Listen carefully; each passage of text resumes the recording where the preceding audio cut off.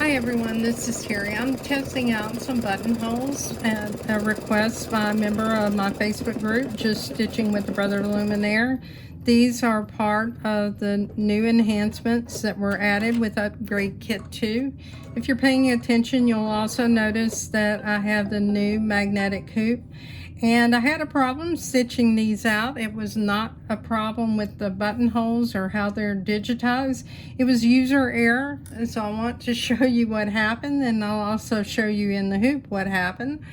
You can see here this tension dial. If you're new to your machine, this tension dial is used for winding your bobbin thread. I inadvertently got my thread caught on this.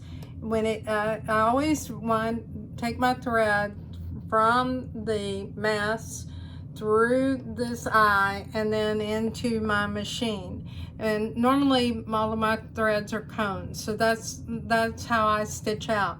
You use this when you're winding a bobbin, and you're winding a bobbin thread from here. So you'll take it through the eyelet and then you wrap it around this tension to your bobbin. You do not want it in this tension for your machine when you're embroidering, because if you do, you're going to end up with a result that looks like this. And you can see how it twisted the end of this particular buttonhole, and it also pulled the tension off. I had 40 weight in the top and bottom.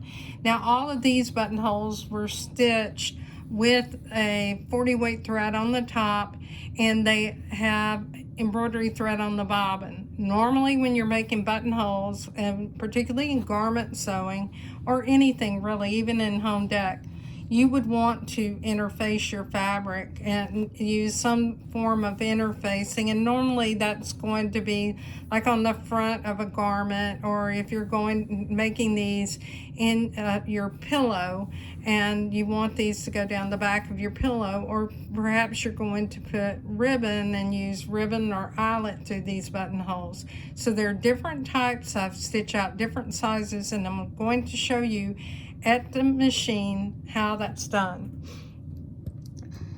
So we'll go ahead and clear our screen. We're going to return, and let's just go ahead and go out of embroidery for a moment, because that'll be the fastest way for me to clear my screen. We'll go back into embroidery, and then if you go into category number 5, you'll notice that this is where you have all the different types of buttonholes. You'll also see, if you go into category 2, you have some embellishments. And if you look at these embellishments, and I'll show you those first, those embellishments come in at a fixed size. So this particular embellishment is about 2 inches in size, and it definitely would be very pretty on some different types of buttonholes. But what we're going to do is go back to category 1, and what I chose to stitch out the buttonholes that I have in my hoop was number 2, which I stitched out in all sizes that are available. I also stitched out number 3, and then I stitched out the round buttonhole that was number 6, I believe. What we'll do is, this time, to have a different buttonhole, we'll stitch out one of these keyhole buttonholes. Now what I want to show you is down at the bottom of the screen. What you're going to have is a large size, which is about 4 inches. It is large. Then you're going to have a medium, and that medium is going to be 3 inches. You'll have a small, and the small will be, I believe it's right about 2 inches. And then you're going to have an S small, which I guess you could call that super small if you want, and that's going to be 1 inch. And then you have an extra small that looks like it's about 5/8 of an inch. You can go into the embroidery design guide that accompanies the upgrade, because remember, there's 50 new built-in embroidery patterns for the upgrade. We're going to go ahead, and we're selecting that extra small. We're going to choose set, and I'm using the magnetic hoop. And the magnetic hoop, I can tell you I like it. It is so much stronger than the hoop for a dime hoop. My fabric is taut in the hoop, and I'll show you that in just a moment. So what I'm going to do is I'm going to move this down to make sure it's out of the way of some of the other buttonholes, but I'm also looking at the hoop right here. I can see it in the background.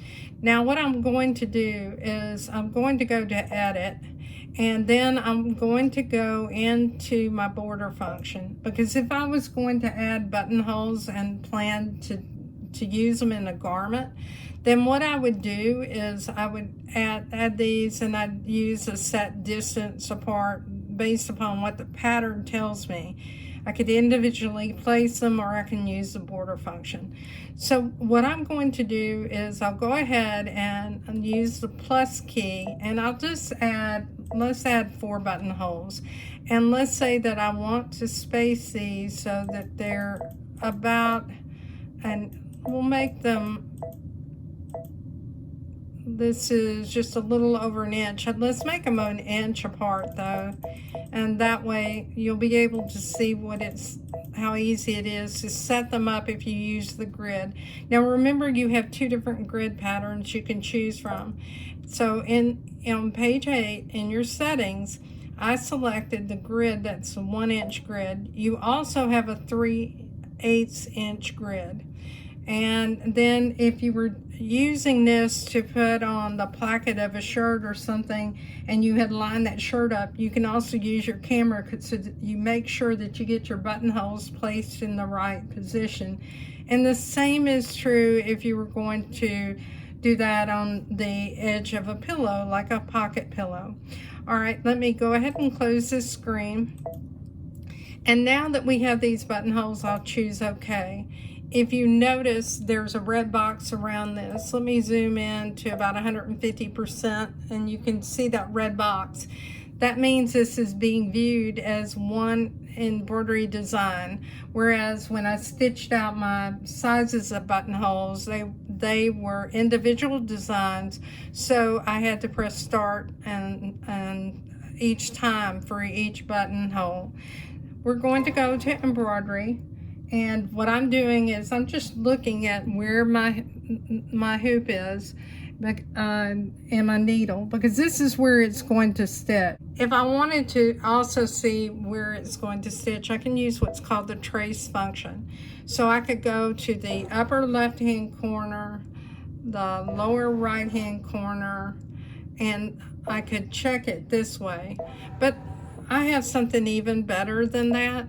What I can do is I can use the projector. So I'm going to turn that projector on, and the projector is going to show me where it's going to stitch these buttonholes. And I can tell by looking under my needle, and let me zoom you in and show you that it's showing one buttonhole here. Now let me move this projector screen down, and let's see if they're going to stitch out here. I'm going to move them down a little bit. So what I'll do is I'll just take this and move that box down, and actually I want to move it so that I can get those first buttonholes. Now let me show you what that looks like. So here's where that first one's going to stitch. What I'm going to do is I'm going to go ahead and shift them to the right and down. So to do that, all I have to do, and I'll adjust my camera, all I have to do is bring it to the right hand side, and I'll show you on the fabric what you can see. Again, if you're new, a lot of these functions you're not familiar with. And then I'm moving it down. So you can see that some of them are outside of that box. So what I'll do is I'll move this box down too. Let me move it back up. Okay, let's see where we have them. That's a good position. So now that I'm satisfied where I want to stitch these to show it to you, what I'm going to do is choose OK. The plus sign is next to where that first stitch is going to occur. And what I'll do is let you see what happens under the needle. So we'll go ahead and we'll start stitching those. I want you to look at how tight this fabric is in this hoop. And this is in spite of me catching those threads through that tension dial. Okay, it's stitching out the last buttonhole, and every one of them is just perfect. And there's not a lot of visible puckering, in spite of the fact that this is not interface. As I said, this is just a lightweight muslin. But we're going to take this hoop off the machine, and I want to talk to you about that. So to remove the hoop, one of the things you need to make sure of is that you don't hit your foot. And so as I pull this back, what I need to do is slide it over and bring it through this corner. And that's so that it can clear the back part of this and my foot. You don't want to adjust these magnets whenever it's on the machine. You want to adjust those magnets at your table.